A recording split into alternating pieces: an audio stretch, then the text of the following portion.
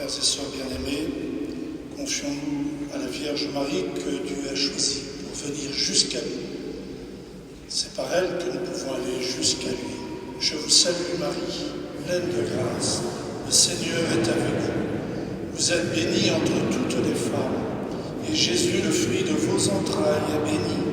Sainte Marie, Mère de Dieu, priez pour nous pauvres pécheurs, maintenant et à l'heure de notre mort. Amen. Un enfant nous est né, un fils nous a été donné. En cette fête de Noël, nos églises se remplissent d'enfants, de jeunes, d'adultes de tout âge, pratiquants habituels ou occasionnels, bergers anonymes rejoignant le peuple de Dieu qui marchait dans les ténèbres, avec ceux qui depuis plus de 2000 ans ont vu se lever une grande lumière. Lumière de la foi et de l'espérance qui brille pour tous, riches et pauvres, malades et bien portants, du plus jeune au plus âgé. Celui que nous fêtons en ce jour accueille ceux qui viennent à lui, ceux qui prient et même ceux qui oublient de le prier. Si nous sommes venus dans cette cathédrale, c'est pour répondre à l'appel d'un enfant qui nous rassemble au-delà de tout ce qui nous différencie et parfois même nous divise. Sa naissance est pour le monde le point de départ d'une grande espérance et d'une invitation à sortir de nos tristesses et de nos peurs, afin de nous réjouir de la venue du Messie. Le message de l'ange est un appel à la joie pour nous et pour tous. Réjouissons-nous avec ceux qui ont été touchés par la lumière de cette nuit de la nativité du Sauveur, pour nous sortir des ténèbres et de la tristesse, de nos peurs et de nos inquiétudes. Dieu n'a rien trouvé de mieux que naître dans notre histoire afin de nous montrer le chemin de la vie. Il vient nous apprendre que Dieu, l'enfant de Bethléem, vient nous apprendre que Dieu nous aime et nous appelle à vivre avec lui pour toujours. Cette nuit, nous avons entendu la bonne nouvelle proclamée par l'ange. Il vous est né un sauveur. Nous n'aurons jamais fini de découvrir les multiples aspects de l'amour de Dieu pour l'humanité. À Noël, Dieu, en son Fils Jésus, vient raviver en nous la lumière de la foi, de l'espérance et de la charité. Ce rendez-vous a été transmis de génération en génération tout au long de l'histoire. Dieu vient nous visiter et redire au monde et à chacun de nous, me voici. C'est la naissance de Jésus à Bethléem, petit enfant couché dans une crèche. Il est le Verbe existant de toute éternité qui vient éclairer la terre, bousculer nos égoïsmes pour se rendre accessible à tous.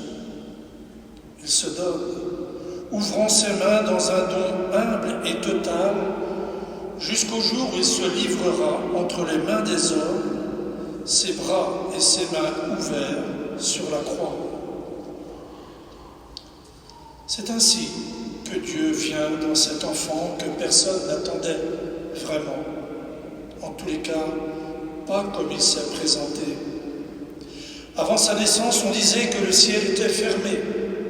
Dieu ne communiquait plus avec les hommes abandonnés à leur propre sort.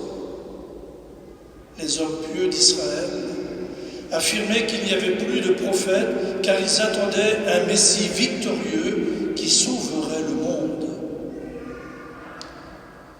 Ils ne pouvaient pas le reconnaître dans ce petit enfant. Aujourd'hui aussi, beaucoup de ceux qui fêtent Noël ne pensent plus au nouveau-né de la crèche. À nous de le dire et de leur souhaiter une belle et sainte fête de la nativité du Sauveur.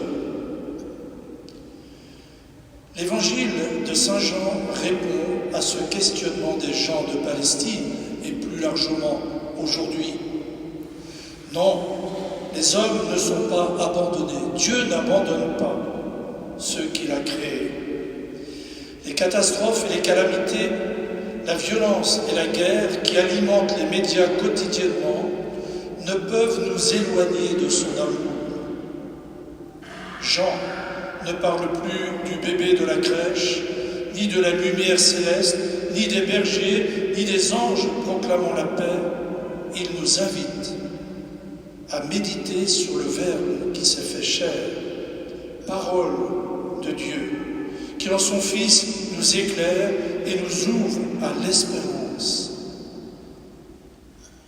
Le Verbe s'est fait chair, il a habité, il habite parmi nous. Ce Fils que nous accueillons dans le mystère de l'incarnation nous parle du Père qu'il connaît. Il veut nous dire sa volonté, son plan d'amour pour l'humanité et pour chacun de nous. Il prend notre condition humaine et notre fragilité en toutes choses, excepté le péché.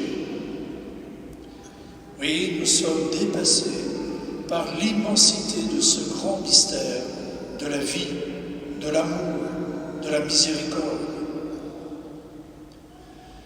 Qu'il s'agisse de Marie ou de Joseph, Noël a apporté dans leur vie des changements inattendus. Mais c'est dans la nuit de Noël que survient la plus grande des surprises. Le Très-Haut est un petit bébé et la parole de Dieu est un enfant, incapable de parler, accueilli par de simples bergers et non par les autorités de l'époque. Ainsi, Noël est la célébration d'un Dieu inédit qui renverse nos logiques et nos attentes. Vivre Noël, c'est accueillir la revanche de l'humilité sur l'arrogance, de la simplicité sur l'abondance, du silence et de la prière sur le vacarme. Mais attention, on peut se tromper de fête et préférer à la nouveauté du ciel la routine de la terre. Ne faisons pas de Noël une fête mondaine et ne mettons pas de côté le roi de la fête. Ne nous laissons pas entraîner sur la voie des futilités, soyons des veilleurs pour partager à tous et au plus grand nombre la joie de l'Évangile. Frères et sœurs, le Seigneur Jésus a pris notre humanité afin de nous faire participer à sa divinité. Puissions-nous l'accueillir dans la joie et nous laisser renouveler dans la grâce de notre enfantement à la vie de Dieu par notre baptême. Je vous souhaite, dans cette fête de Noël, la joie, la paix et l'amour qui nous viennent de Dieu en son Fils Jésus. Laissez le Christ illuminer votre vie pour que le monde soit éclairé par la lumière de l'enfant Jésus, l'Emmanuel, Dieu avec nous. Belle et sainte fête de Noël à tous et à chacun.